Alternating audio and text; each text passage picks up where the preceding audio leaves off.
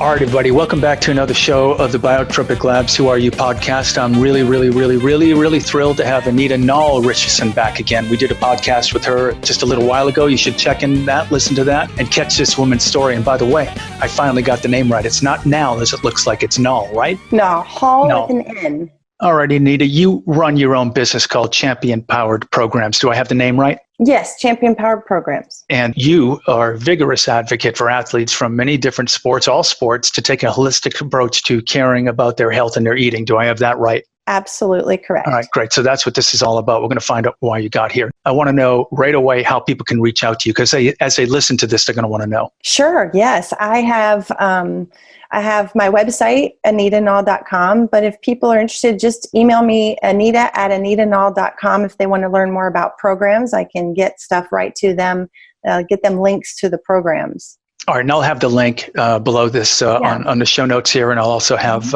other ways that you can reach out to Anita and learn about her. Listen, let me just give you a little backdrop here. We're going to talk all about health and nutrition today and why Anita is big on that. Oh, by the way, just a little piece of trivia for everyone to know. Anita's real first name is Nadia. And she's had no choice but to be a 3-time Olympic medalist because she was named after Nadia Comaneci, who was the first Olympian to get a 10 and then multiple 10. So you had a little pressure on you right out of the gate, didn't you? Well, I was born when she was performing on the balance beam, a perfect 10. So I guess they just thought, this is a good name to start her out with. So I guess I was kind of destined to be an athlete.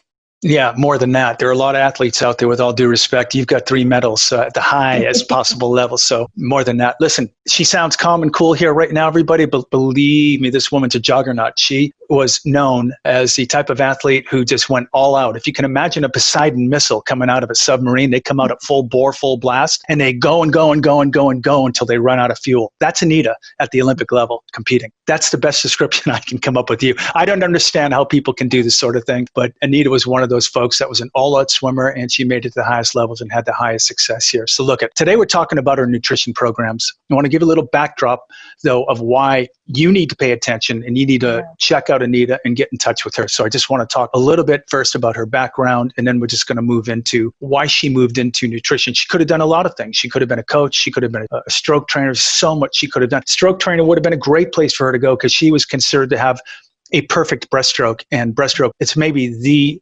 most technical of the 4 strokes, backstroke, I think, being next, and then flying free are relatively easy technique-wise. So would have been some other places that would have been obvious for her to go, but she went into nutrition. We're going to find out why here. First of all, big welcome back. Thanks for coming in again, Anita. Yeah, thanks for having me. Yeah, pleasure's all mine. She was the youngest member of her U.S. Olympic team, a ripe old age of 16 when she won gold in the 4x100 medley relay as the breaststroker. She won silver in the backstroke, 100 meter, and she won bronze in the 200 meter breaststroke. And that was your all-out event, wasn't it? Oh yeah, yeah. I was going into.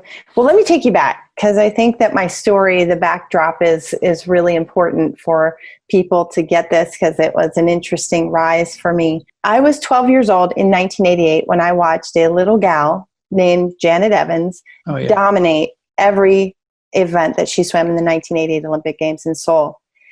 And I remember specifically, the vision of her and putting her arm up, and it was burned into my brain deeply at the age of 12. And I thought, that's what I want to be. That's what I want to do. And so watching her definitely sparked a fire in me that couldn't be put out by anything other than being at that Olympic Games and doing what I was setting out to do. As my mom would even say that I ate, slept, and breathed swimming. That's what that lit a fire in me to do from that point forward. And just at 12 years old, I had my first interview. I was quite a mature swimmer, very young and early on. And at 12 years old, I had my very first interview with a newspaper locally in Harrisburg, Pennsylvania. And I said, I want to go to the Olympics someday. And little did I know that 4 years later, I would be rooming with Janet Evans in the Olympic Games in Spain. And she's my buddy, this gal I looked up to. And here I am, she's my roommate. So I had quite a 4-year event there that took me to the height of competition. And then shortly after that, I started to experiencing all kinds of issues health-wise that quickly took me off of that trajectory that I was on, because I was ready to go back to in 96. I wasn't happy with my performance in 92. I wanted to go back in 96. I was hell bent on going back in 90s and getting 3 gold medals, not just a gold, silver, and bronze. But I got derailed and sidetracked by some health issues that I had to deal with.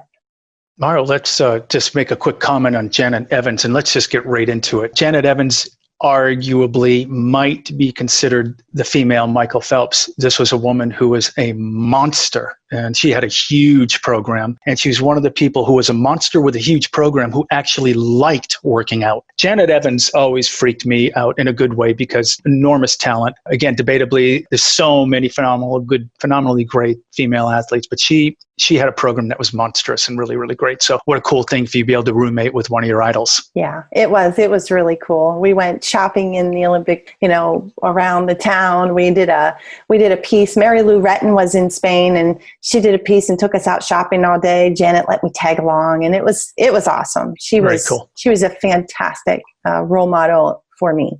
Yeah, amazing athlete. Let's get to you, because I think it was following the Barcelona Games you began to experience a variety of symptoms that affected your training, your ability to compete. You had fatigue, you had all sorts of issues. Was this the beginning of the whole, I got to figure out what's going on with myself chemistry-wise? Yes. So I'm a self-proclaimed former sugar addict. And so the way I like to describe it is that my standard American diet had caught up to me, and I had never been taught anything about nutrition. And next thing you know, I'm experiencing a level of fatigue and body aches and frequent illnesses like I'd never experienced them before. I had to deal with those things. I had no guidance. I didn't have very many doctors who were able to tell me exactly what was going on. So I was tested for everything on earth, and none of the major red flags were coming up. So what I can tell you today, I was told I had chronic fatigue syndrome, but we know now today that chronic fatigue syndrome is just, it's a host of symptoms. It's not really like, okay, we can do a blood test for it and then we can give you this and it will be gone. It's a host of symptoms. So I was told I had chronic fatigue syndrome when I was 17, just 1 year after the Olympic Games. And I was kind of on my own to figure it out from that point forward. And that's what I've been doing. It's amazing that you could even figure it out without the help of the internet. Well, two things. Sorry. Everyone said it was in your head. Okay, yes. So you had that problem. Everyone's saying, yes, well, it's in your head, it's not real, but you're living with it inside your body. Address that, but also address how you went about, without the age of the internet, helping you find out what to do. I like to say I walked into a natural food store one day looking for a magical supplement, and I came out with a whole new reality of eating that I never had before. So I was looking for anything and everything that could help me. What sparked a fire that food and the world of just food and supplements in general, that could be helpful for me, was I actually had a doctor at Johns Hopkins say to me, we notice that people like you, people who get sick all the time, and now we've given an antidepressant because we think that that's the only thing going to help you because we really don't know what's wrong. We notice that people like you do better on a dairy-free diet. And I said, well, shoot, I'll try anything. I'll do anything. And then I said to myself, the first thing I said was, I don't really like milk. I don't drink milk. So this should be easy. But little did I know that, I put milk on my cereal and I had all these other habits that I would have to shift out also. But that was kind of the beginning of that for me, was this realization that, could what I'm actually putting in my mouth make a difference in how I'm feeling every day? Because I feel awful every single day. So awful that I was willing to try an antidepressant, not because I was depressed, although I will tell you, when you're sick and tired all the time, it's easy to start to feel depressed. So I was starting to feel that way, and because of the way doctors were talking to me at the time, it made sense that I would be depressed because it was gloom and doom. I had no one to help me. No one, as you said, no internet. So I started going into natural food stores.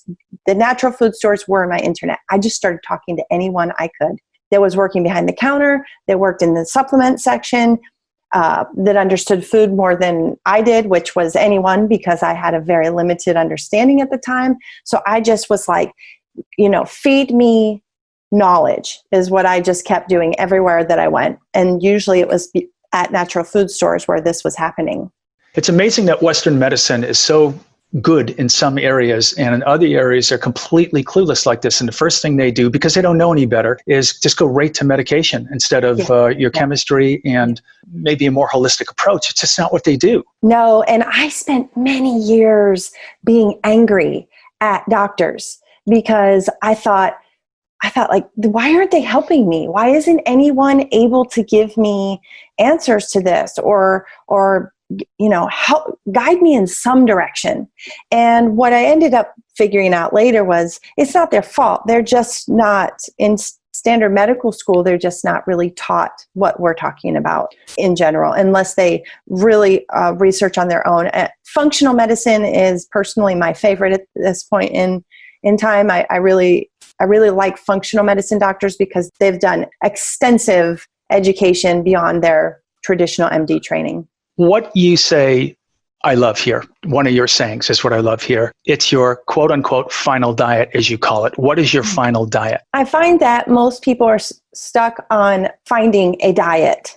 So I like to say it's your final diet because you'll never be on a diet again when you learn how to eat properly. I was in nutrition school and I had a gal that was in my classes, and she would pull out this green powder every day, like in a little tiny glass jar. And it was kind of like, I'm sure it was a green foods sort of mix. And she would eat it with a spoon. And I remember looking at her and I was like, her teeth were all, it's like all in her mouth and stuff. And I said, does that taste good? Is that really even taste good? And she said, I love how I eat. And I remember sitting there thinking, I want to feel that way someday. Like, I don't know if I have to eat that green powder to do it, but I want to love the way I eat. I want to know that the way I eat is literally fueling me for success. I want to know that the way that I eat is giving me everything I need to be as healthy as I possibly can be. And that's what I created for people. That's why I say it's your final diet, because the way that you'll love the way you eat. It's not about giving up a ton of things. It's just about understanding food. It's about understanding what you're putting in your body and how it can really take you off your game. If you're a performance-based person, whether that's in the corporate world or in sports or both, you've got to know about this stuff. I've got to just chime in here for a split second. I have a very good friend like you who treats his body at the highest level. In his office, he's a very well-known financial markets trader, but his office looks much more like a pharmacy. I kid you not, there's just stuff everywhere. And he would give me a spoonful of this stuff that was mixed with water. And he'd tell me beforehand, he'd say, Craig, this stuff does not taste good, but you can't think of flavor as being meaningful here. This is medicine for the body. This is medicine. And he'd feed me like a 2-year-old in a chair. He'd just do it aggressively. He was serious. He'd scoop the stuff up. He'd give it to me and or maybe it was a drink. He would turn it into a drink and it still tasted not that good. But I want to get to that point and I would do it. I would do it because I trusted him like I trust you, and I would listen to them because he was an expert in the subject. Where are we today with that? Do these foods have to taste like that, or does it matter that they don't taste good? What's up with this style of eating? Because historically, it hasn't been that flavorful. Where do we stand today? I think that historically, thinking about eating healthy hasn't tasted good because we've taken out some of the wrong players. We've demonized fats. I do not. You can eat butter on my program. When you don't understand fats and the role that they play in the body, and you're just watching the TV, you probably think, oh, fats are terrible for us, and I've got to go fat-free and be as low fat as possible. And that's just not true. And so fats give food a lot of flavor. And if you've pulled out fats out of your program, then of course food tastes pretty bad. And same with salt. Salt's gotten demonized, and especially for the athletes that I work with and myself personally, salt is not the thing that took me out. I can tell you that. In fact, not having enough salt in my diet was one of the things I needed to correct. There's lots of things. There's going to be some, like for us, we do a mix of health stuff. So we sometimes have herbs that don't taste the best, but our food in general is very flavorful. And my family, I have teenagers, so I've raised kids this way. I've raised them in a way of eating that I was not raised. They love their food. They love how we eat.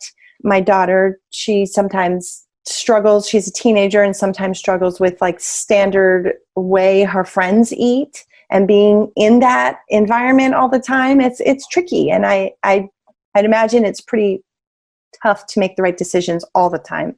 My son is really committed and will take his own food with him. That's his choice because he knows how good it makes him feel. So he doesn't like to play as we say, like, he doesn't like to play around with, I know when he'll say, like, and he's 17, I know when I eat X, Y, and Z, I don't feel good. So it's not worth it to me. You really have to train people to think of food in terms of how it makes them feel physically, Yes. Clarity in the head, all of that stuff. And it's a paradigm shift away from the psychological, emotional comfort lift you get from just eating chicken McNuggets. And it's got to be crazy for you to be raising your children in the right eating environment, but have the whole world around them eating McNuggets and keep them on that path. And what you said about fat is absolutely true. I'm still shocked that today, in this day and time, that fats are still vilified the way they are when they're so critical to proper nerve development and a whole bunch of other things for your body. People just don't get it, and they just follow this low-fat thing. It's not about, well, we're going to find out why it's not about fat a little bit more here. I just want to talk a little bit more about who you work with. We're talking about sports nutrition with Anita Nall.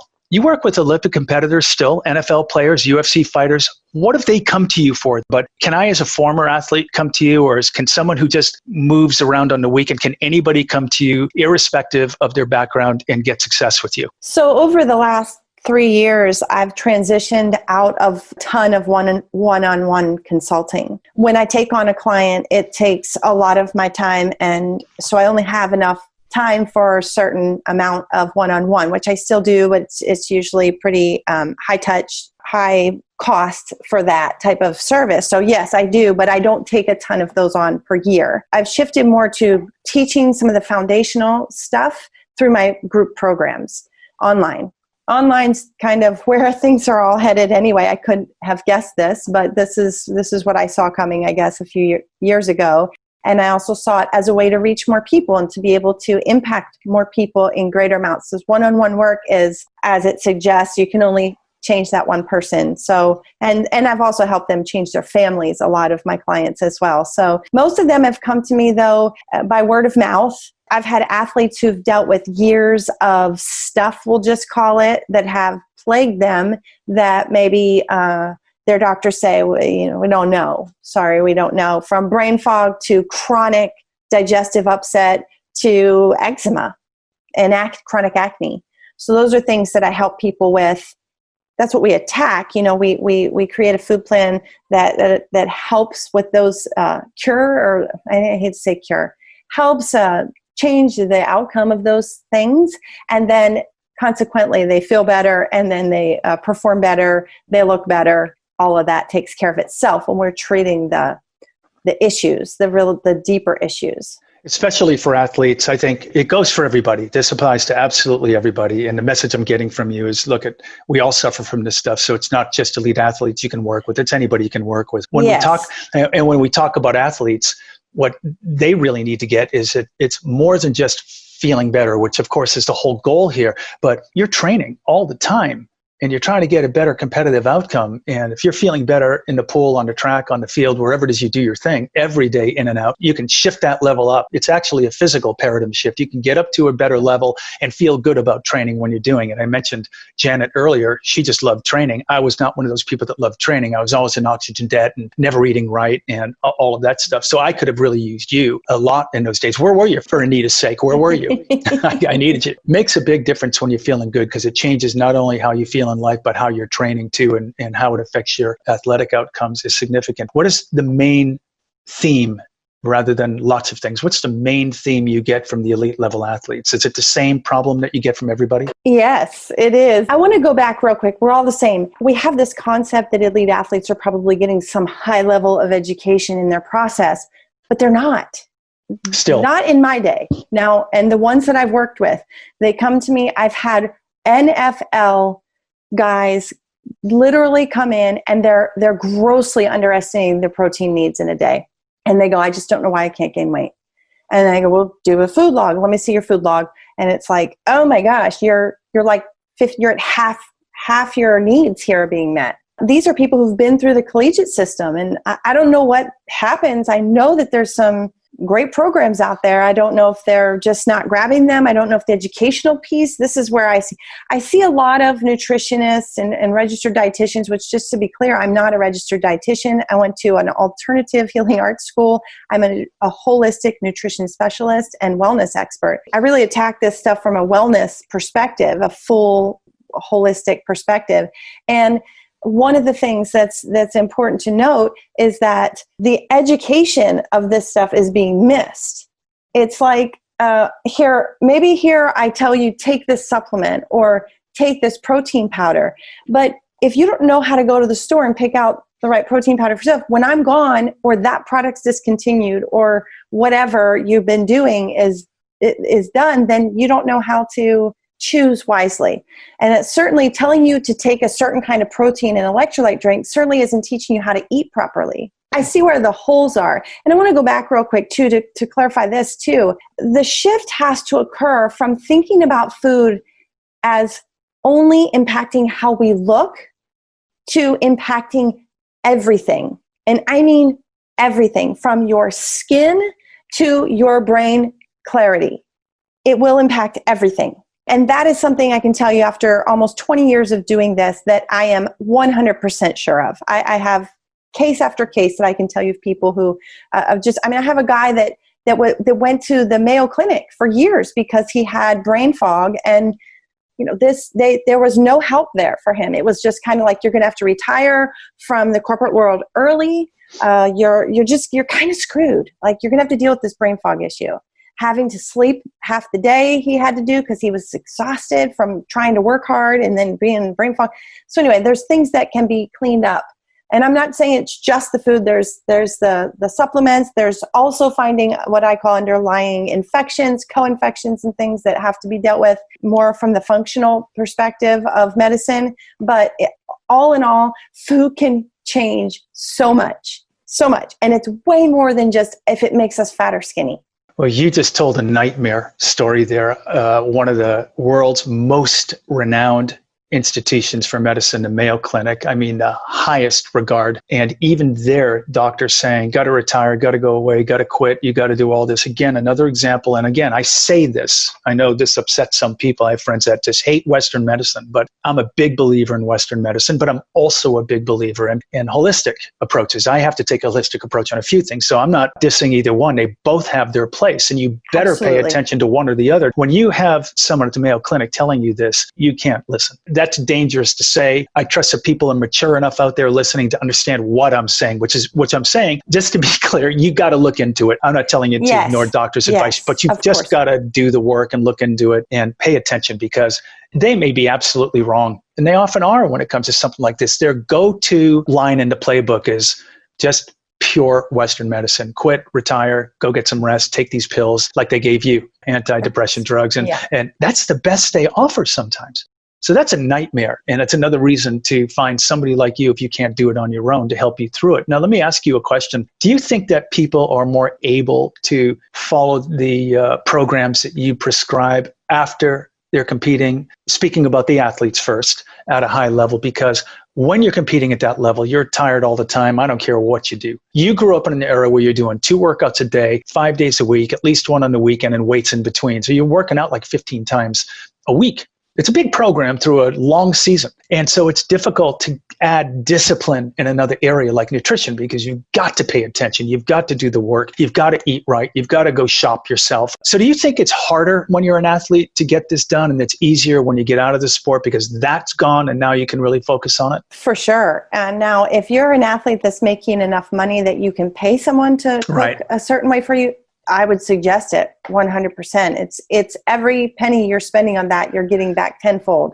in your body's physicality. So it's worth every investment in it. And when athletes, have paid me, they can use that as that's putting back into their business. Yes, it's easier, but then you get into parenting. So now I work with a lot of parents too, who now you've got the next level. Yeah. So you've got this next level of busyness. But there was a movement there for a while. I haven't paid attention much to it lately, but the slow food movement, it was called. And it was really a push to try and get people to slow down and get back to eating like a meal at night together, or maybe it's for you in the morning, whatever you can get everyone in one place.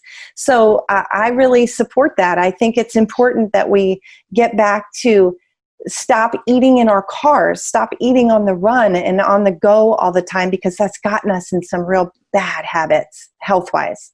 You say that diets and calorie counting is antiquated. Tell me about Antiquated. it. Yeah, That's antiquated. my favorite. I love that's my favorite saying. Calorie counting is antiquated. Yeah. The only numbers we ever talk about in the program, which by the way, like my teen athlete program, I have a registered dietitian on board with now. So it's fantastic because you get my holistic side coupled with her registered dietetic side. So I'm a firm believer, as you stated, it's not, all things Western aren't just out the window. You've got to find a combination of things. And listen, if I break my arm today, I'm going to the hospital and I want someone to deal with it. I want a standard regular doctor to set it back and do all that. So I want to make sure too, I don't sound like I'm throwing all that out with the bathwater, but I do see a huge place for more functional minded programs and especially food ways of doing things. And that's just understanding what you're putting in your body is number one. Like read your labels, read your ingredients, read those lists so that you know what's going in your body. So what do you do? Tell me what you do to help people like me or anyone who's in your program with that piece of it. I know you've got the online piece and you have the high level piece. However it happens, how do you help me guide that? What you do is not a diet. Diets are gone. That this is a paradigm shift. It's a lifestyle shift that helps you stay fit and healthy for life. That's a pretty oft used phrase that other people say. I believe you because I know you and I know your background and I know how intense and serious you are. And anyone who's a Poseidon missile doesn't say these things and not mean it. What's different about you? How do you help us do what you just said? And how is your program separated or differentiated from those who say similar things? So I have a trademarked formula that I call the Power Plate Formula for Mealtime Success. I break things down into systems and formulas.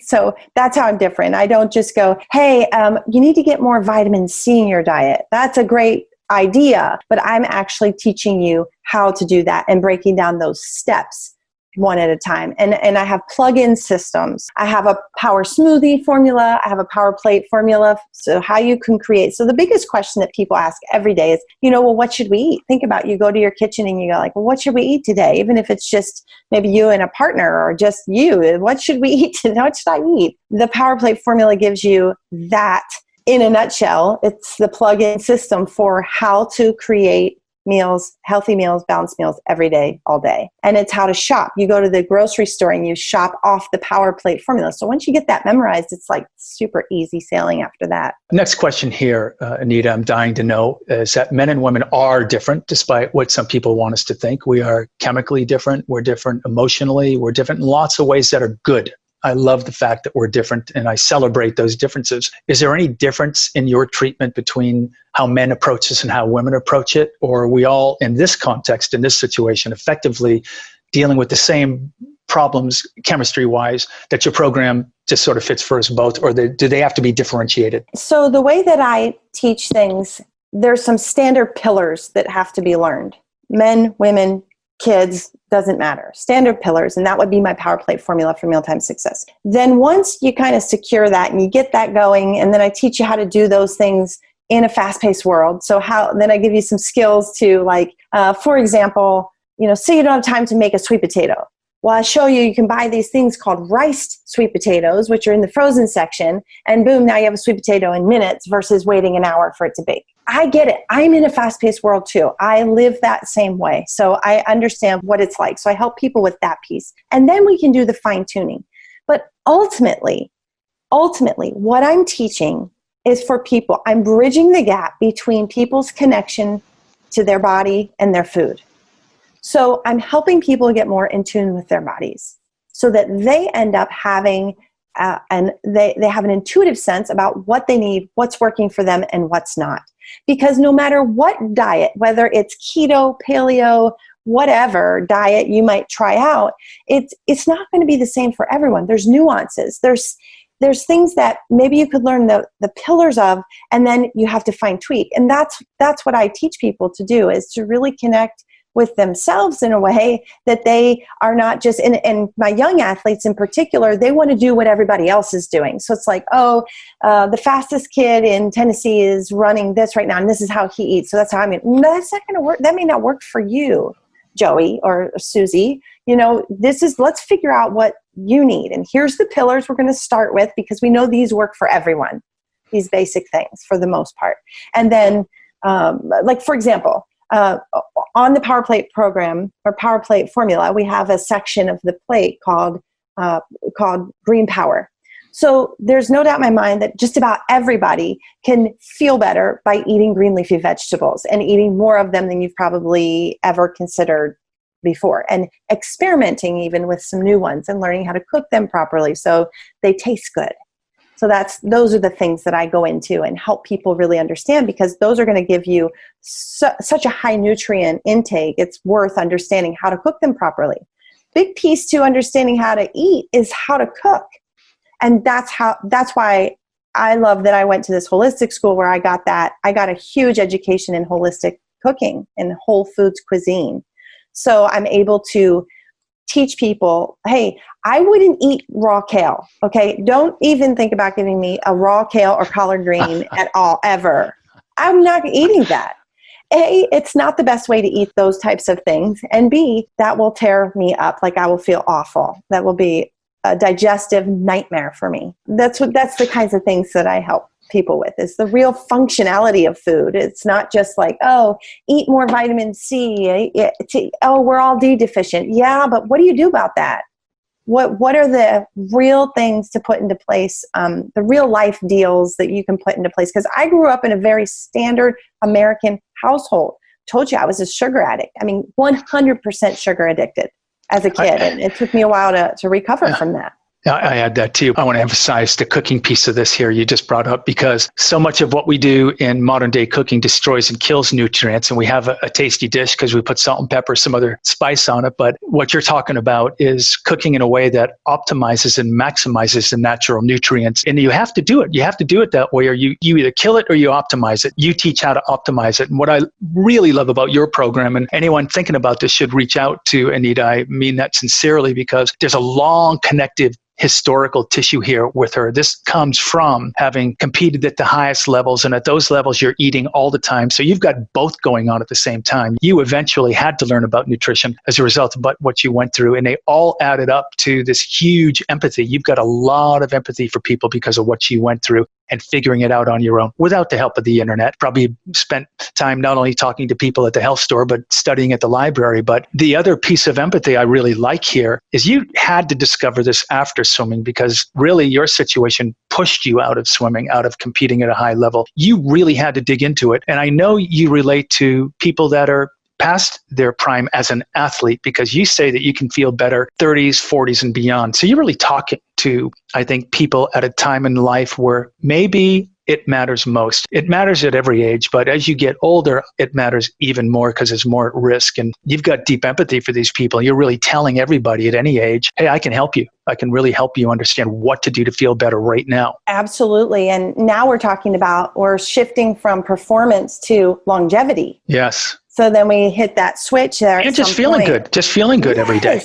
Yes. You know how many people I meet, how many parents of my kids' friends who it's like they're 40 and it's like it's over for them. You know, they feel like that's it. They're exhausted. They're 30 pounds overweight, and life's just sort of like past their prime's way gone. And I don't believe that's true at all. I feel better now than I did in my 20s. I feel way better now. That's amazing. I've worked on a lot of things. I've had to put some effort into that. And you have to remember, I was on an extreme end of a bad situation too. I mean, I can promise you that if I didn't change the trajectory that I was on, I'd be medicated and probably in bed half my life. Terrible. You say, and I love this one too, because this really resonates with me. People like you, especially, and then maybe second tier me, we've done a lot of time training and we get burnt out. Despite our strong background, we try to find ways to train that just don't burn us out more deeply than we already are. And you say, forget the ellipticals and treadmills and have lots of fun doing it all. Tell me what that means and how can I work out in a way that makes me feel better? the biggest thing I can tell you there is that, so my husband was not a former NFL player. He was actually a former NFL strength and conditioning coach. Same thing, and folks. So, same thing. And I tell you that just to say that that's where I get the understanding of how to really care for the body with appropriate flexibility and just training in an appropriate way that isn't making you feel worse. I see most people who are out there just killing themselves and their body never shifts. So there's training properly, and then there's eating in a way that you don't have to train as much.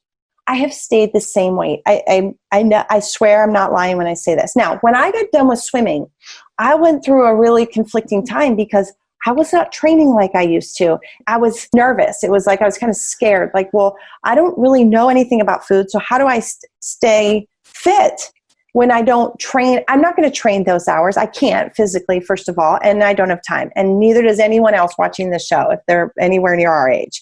So you don't have the time. So the trick is making everything you put in your body of food count, and making it count in a way that you love what you eat, and that you're satiated in a way that you're not just like, but I need more. Like I'm restricting. It's not about restricting. It's really just about getting to a deeper understanding of food and how it impacts your body. I have friends who can tolerate way more carbohydrate than I can. My husband, for example, can eat more fat than I can. So the amounts of food, I teach you all about these things: healthy fats, green power, energy givers, and power protein. Those are our 4 things on the Power Plate program. But you have to start to play around with it and tinker around and try and really fine tune it for yourself in terms of amounts. My husband could probably go more on the higher fat content. It makes me sick to my stomach when I have too high of a fat content, because ketogenic's really big right now. So I just thought I'd talk about that since that's a real big one. Speaking of nutrition and understanding nutrition, there's a lot to understand about nutrition and just timing in general. My kids just got done working out, so the house just erupted because we always have other kids in our house too. They're all making shakes. Yep. They're all making shakes right now. So They understand, they're getting in their protein, they're getting in the right amount of carbohydrate for their post-workout shake. So nutrient timing, I find, is a big one for especially teen athletes. If anyone watching has a teen athlete, highly suggest that you put them in my program for teen athletes, because they're doing all this working out and they're not maximizing it because they don't understand nutrient timing. I didn't either. I totally blew this one off. I mean, I had no idea that what I needed to do was eat immediately after working out, and what I needed to put in my body. I didn't know what those nutrients were. That's the kind of stuff that I teach young kids. So I have a young people's program, and then I have more of a wellness program for the older, we'll call them vintage athlete. I really strongly encourage anyone who's felt the way Anita has. I told Anita in the past that I've suffered from chronic fatigue. I think you said you were hit about 15. I was hit at about 19. These are not things you have to live with. And I strongly suggest anyone reach out to Anita. She loves to hear from people. She wants to help you. And she's got a bunch of empathy to help her. She's motivated. In fact, that leads me to my last question. We all know the answer. It's clear after hearing you here. But what motivates you to continue working in this arena? What's the big motivation? Well, if I could save one person from going through the loneliness that I went through of learning how to transition into a healthier lifestyle, then that makes me happy. It was a lonely time period for me. And when I say time period, I'm talking about a good 10 years. And I was talking about gluten-free years before it became a thing, okay? And people thought I was crazy. So I tell you that it was a lonely time period for me. That for me, both from an athletic perspective, because I didn't have a lot of support in the athlete community. When you fall from grace and you're not 1, 2, or 3 on that podium, you're irrelevant. Yeah. So I didn't really have any support there. My parents did the best they could. And then for years later into my transitioning into my young adult life, this information wasn't out there like it is today. So if I could save anyone from feeling like or feeling like it's hopeless, like my client who got told that he had, hey, you have to retire. You got the brain fog and we can't help you. You're a mess. And watching his transition to going to work and feeling energized throughout his day was amazing for me. And I knew in that moment when I watch him, and he told me, Anita, you're not going to believe it, I made it through the day and I felt really great. And this is, actually I made it all week. That makes me feel really good because I know I played a role in that. And I know that some of my suffering and the years that I spent dealing with this stuff without answers is helping other people. And it was for something. It really was to help me create what I'm passionate about.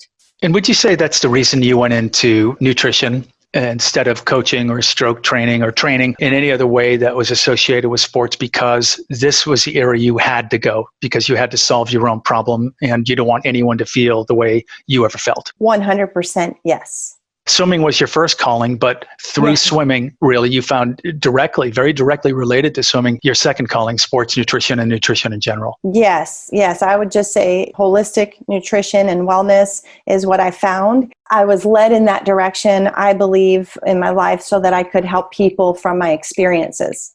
Okay, good. Anita, thank you so much for taking time today. I know you're busy. Like I said, there's Brady and Cam Newton out there waiting to get, the schooling and the teaching from you that they have to have. You're amazing, and I just can't recommend you strongly enough. Just reach out to Anita, chat with her if you have any of these issues. You need a better diet, you're not feeling good. It doesn't hurt to check in with her and see what she has to say. And I know her programs are great. Anita, thanks so much. And just before we go, one more time, how can people reach you? So you can reach me at anitanall.com. Check out my website and just learn a little more about me. Or you can even just send me an email, anita@anitanall.com. I also have a few Facebook groups that I run that are free for you to check out. Fit from Food. The Fit from Food movement is the one for more adults, and then the one for athletes is called Fuel, Compete, Repeat, the Fuel, Compete, Repeat community. You're a superstar on every level. Thanks, Anita. Thank you. I appreciate it. Take care. We'll talk to you later. Okay, sounds great. Thanks. All right, bye-bye. You've been listening to the Who Are You podcast, brought to you by Biotropic Labs, sports performance supplements for people who move. Join us next time for another edition of the Who Are You podcast.